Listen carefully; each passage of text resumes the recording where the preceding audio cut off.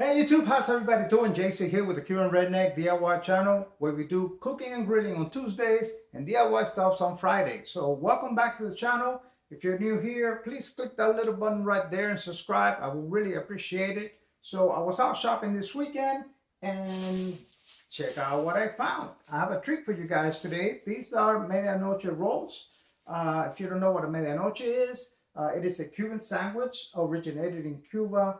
Got its name, it means midnight sandwich, and it got its name because it was very popular during the old Cuban days to leave a nightclub or a casino during capitalist Cuba and go have a midnight sandwich at your nearby cafe.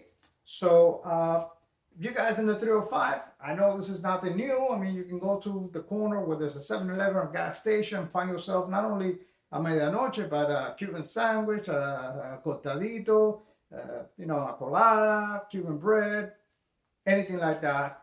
Now, when you travel like 50 miles outside of Miami, all of that stuff goes away. And for those of us who live out west, this is kind of a treat. Actually, very rarely do I find this at a store. So I decided to pick them up, and I decided to show you guys my recipe for medianoche, which is not original.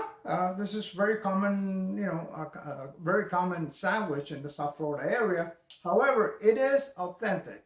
No tomatoes and no lettuce and none of that nonsense. We're talking legit stuff what you find down in Calle Ocho, Southwest 8th Street, Miami, even Flagler down towards the downtown area. You know what I'm talking about. So without further ado, this is very simple, very short video. But don't miss a minute. Don't fast forward that, because you may miss all the important steps, including I'm going to make this without a press. What do you think of that? I'm going to show you how to use the Redneck Cuban press.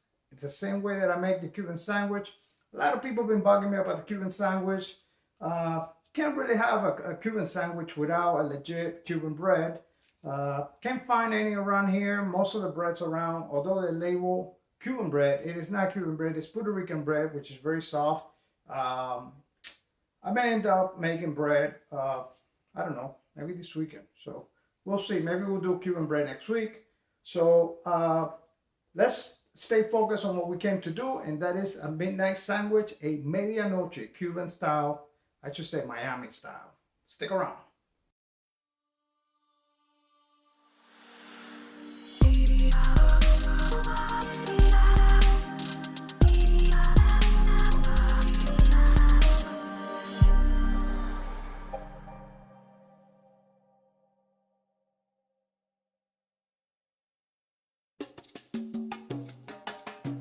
In my opinion, the key to an authentic medianoche sandwich is the bread. This is a hybrid between a butter roll and a potato bread. It is soft, it is sweet, and it presses very well. I'm tweaking out the recipe and I'll bring it to you as soon as I perfect it. Other than the bread, we are going to need some thinly sliced slow roasted pork and some sweet serrano ham, as well as some pickles. It is hard to tell from this shot, but the ones that are green in the center are much better than the white ones as far as this sandwich is concerned.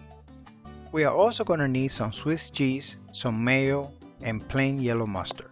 Please don't get fancy on me. When I mean plain, I mean cheap and vinegary. By the way, we're also going to need a Redneck Cuban sandwich press. What is that, you may ask? Nothing but a red brick wrapping foil. Let's get started. In a small container like this one, let's make an aioli consisting of 1 part mayo and 2 parts mustard. I will be pressing this medianoche sandwich in a skillet. For this reason, I am trimming the end. I'm also taking a little bit of meat from the center of the bread. Both of these are 100% optional. I have no idea why I added the cheese to the top when everything is supposed to go on the bottom half.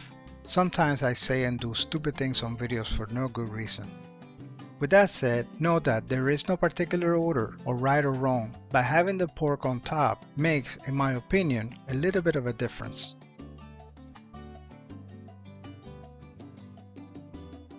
Let's proceed to melting some butter on a skillet over medium to low heat. I also recommend putting a tiny bit on a microwave safe container and melting it. Once our skillet has come to temperature, place the Media Noche sandwich in the center, Paint the top with butter and place the Redneck Cuban sandwich press over it. Cook on low for about 3 minutes. The objective here is to warm the meats and melt the cheese without over toasting the bread.